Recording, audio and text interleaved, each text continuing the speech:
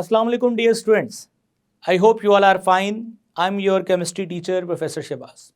Dear students, आज हम discuss करेंगे about the reaction of alkyl halides और देखेंगे कौन कौन सी स्पीशीज़ अल्काइल हैलाइड रिएक्शन में पार्टिसिपेट करती हैं। लाइक हम इलेक्ट्रोफाइल, न्यूक्लियोफाइल, इन तमाम चीज़ों के बारे में डिस्कस करेंगे। So let's move toward light board. जी डियर स्टूडेंट्स, तो आज हम स्टार्ट करने वाले हैं reaction of alkyl halides. Dear students, सबसे पहले तो आप ये जान लें कि हम अपने सिलेबस में अल्काइल हैलाइड के जो रिएक्शंस पढ़ेंगे उनमें द मोस्ट सिग्निफिकेंट रिएक्शंस जो हैं nucleophilic substitution reaction and beta elimination reaction है। हालांकि इसके अलावा भी रिएक्शन हैं लेकिन इनको काफ़ी डिटेल से पढ़ाया जाएगा। इसके अलावा स्टूडेंट्स हम वुड सिंथेसिस पढ़ेंगे, रिडक्शन ऑफ अल्काइल हैलाइड पढ़ेंगे, with sodium lead alloy reaction पढ़ेंगे हम। सो शुरू करते हैं nucleophilic substitution reaction.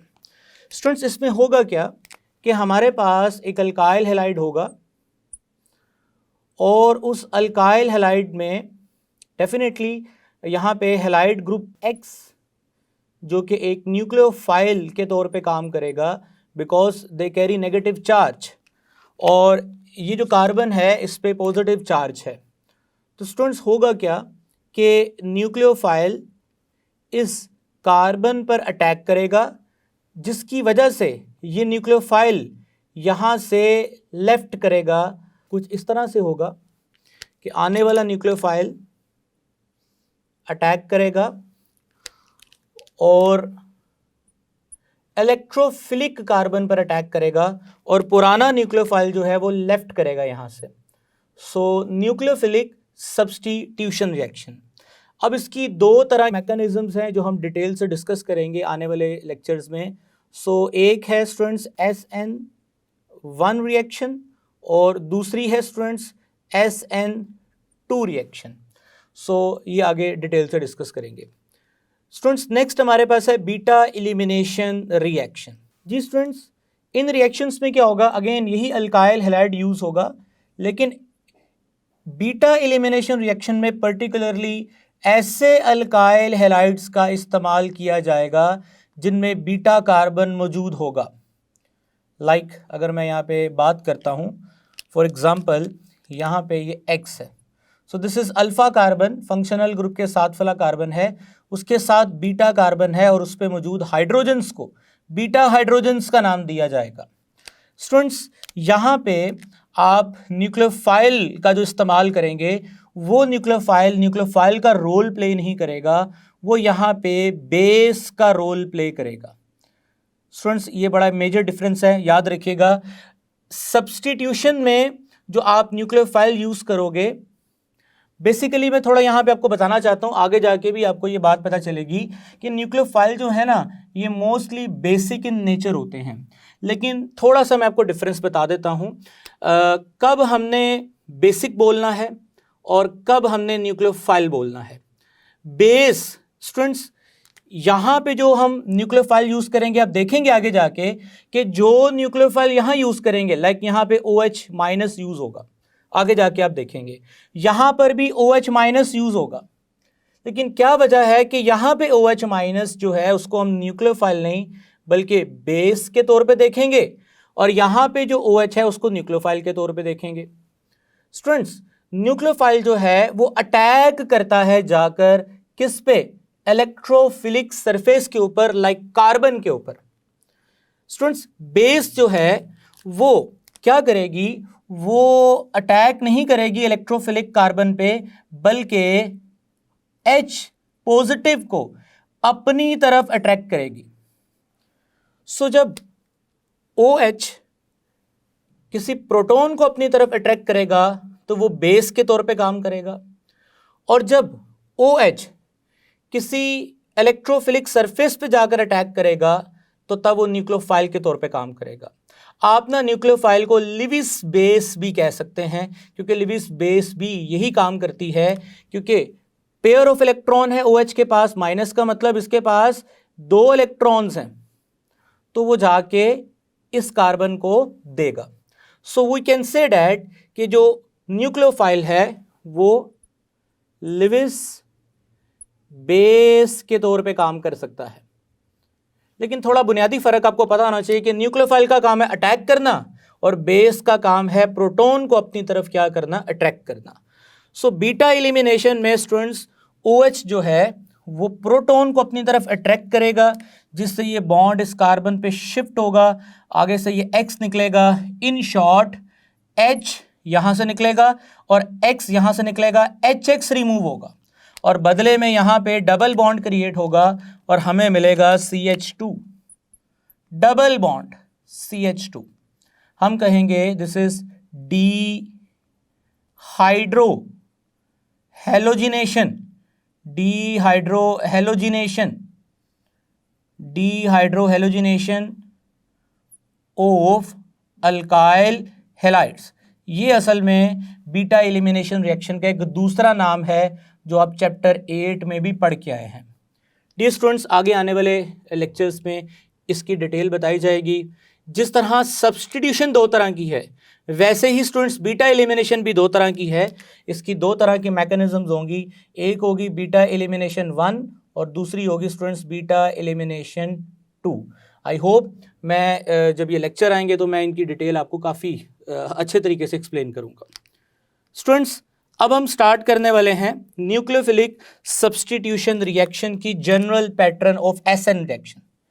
S substitution, N nucleophile.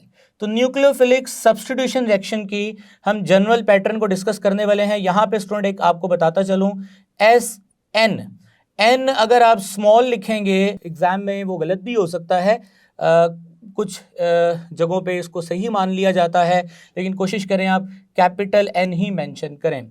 So students, इसके बाद जनरल पैटर्न क्या होगा हमारे पास स्टूडेंट्स, ये है जी कार्बन जो कि इलेक्ट्रोफिलिक कार्बन है और ये अटैच है L क्या है यहाँ पे स्टूडेंट्स, L एक न्यूक्लियोफाइल है, बट ये वो न्यूक्लियोफाइल है जो यहाँ से लीव करेगा यानी डिपार्ट करेगा, निकलेगा। अब क्यों लीव करेगा ये, क्योंकि इस कार्बन पे ऐसा न्यूक्लियोफाइल अटैक करने वाला है जो इस लीव करने वाले न्यूक्लियोफाइल से बेहतर है, स्ट्रॉन्ग न्यूक्लियोफाइल है। सो यहां पे दो बातें हो गई कि ये हमारे पास सबस्ट्रेट है,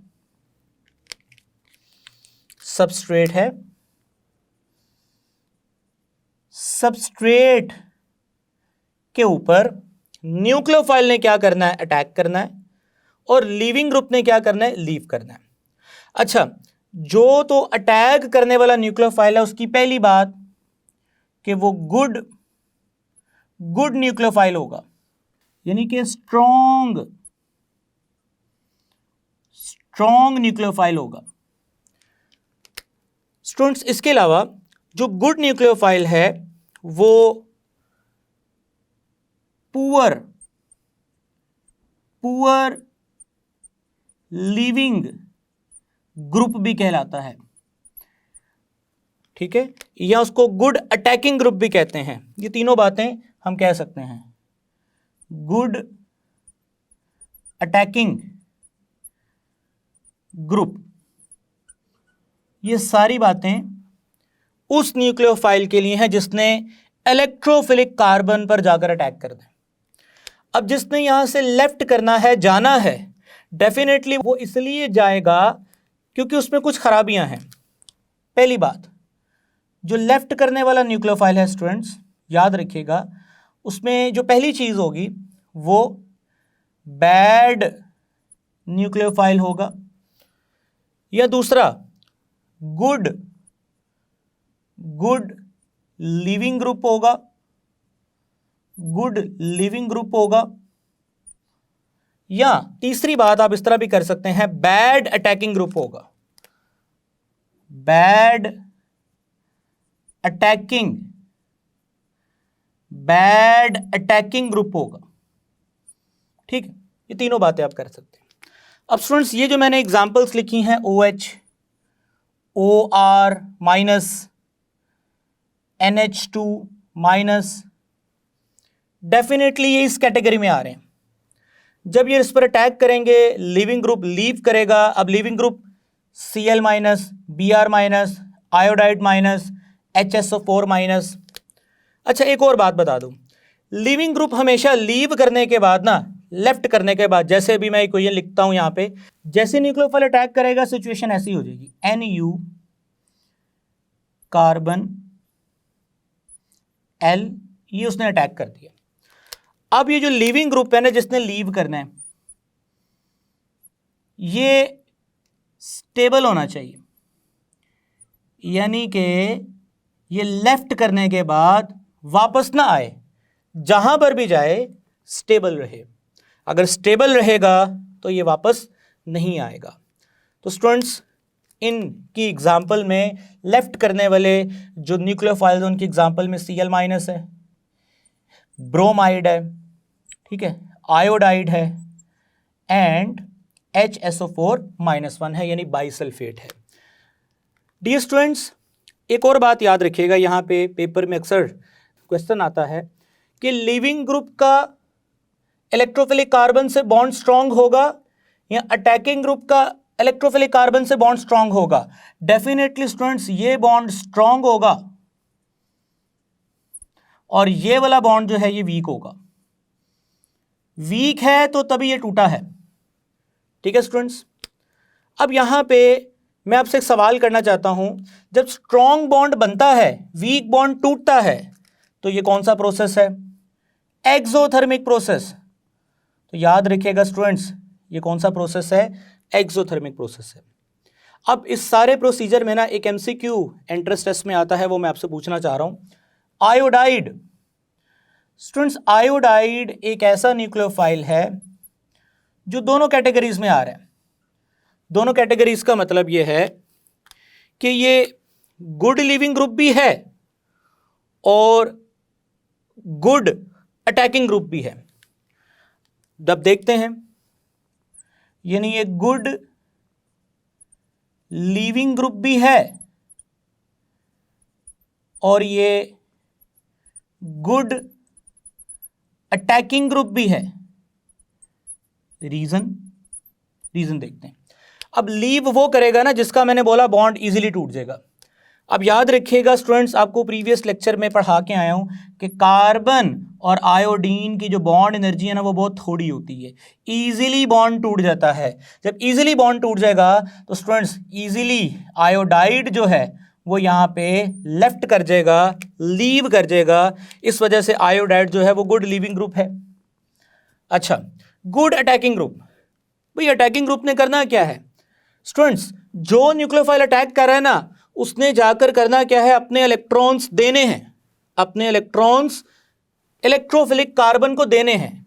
सो इसका मतलब यह है कि आयोडाइड जिसका साइज बड़ा है, और बड़े साइज का मतलब है कि उसके अंदर पोलराइजेबिलिटी, यानी अपने इलेक्ट्रॉनिक क्लाउड को डिस्टॉर्ट करने की एबिलिटी ज्यादा है। सो आयोडीन इजीली अपने इलेक्ट्रॉनिक क्लाउड को डिस्टॉर्ट कर देगा, यानी किसी पॉजिटिव बॉडी को दे सकता है।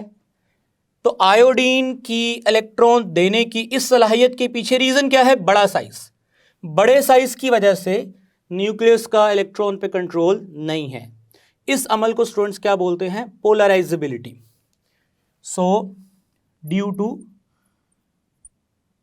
ग्रेटर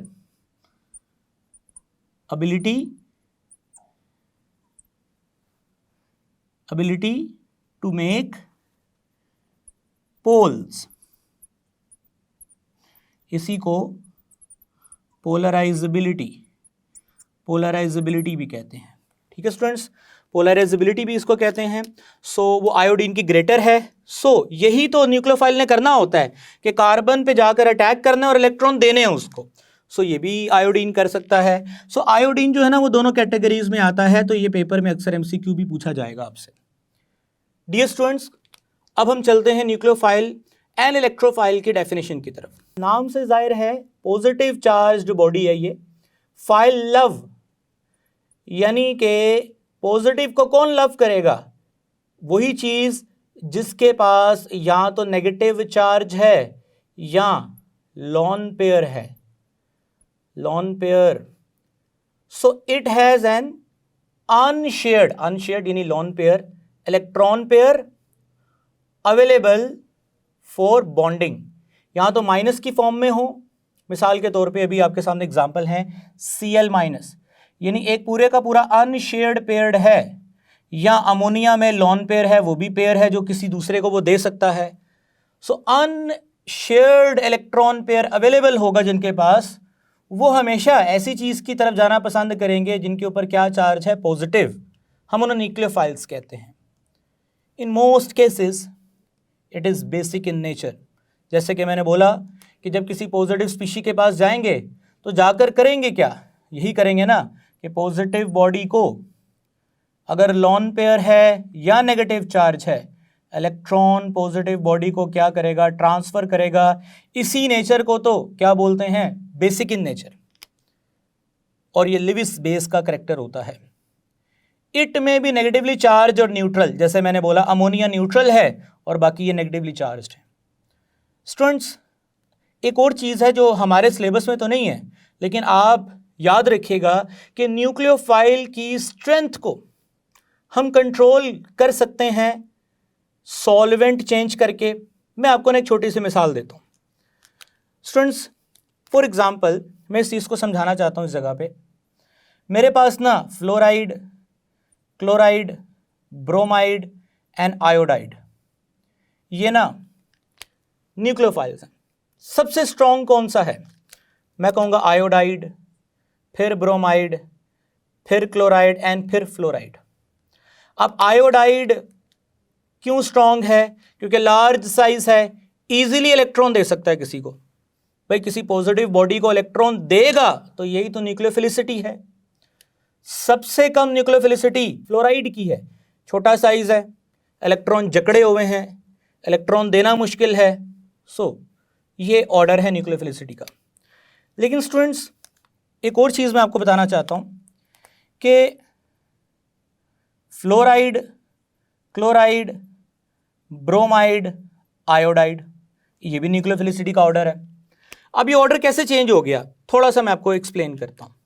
डियर स्टूडेंट्स, अगर आप प्रोटिक सॉल्वेंट यूज करते हैं, प्रोटिक सॉल्वेंट, अब ये प्रोटिक सॉल्वेंट क्या होता है, मैं ज़्यादा तफसील इसलिए नहीं बताऊंगा क्योंकि सिलेबस में नहीं है।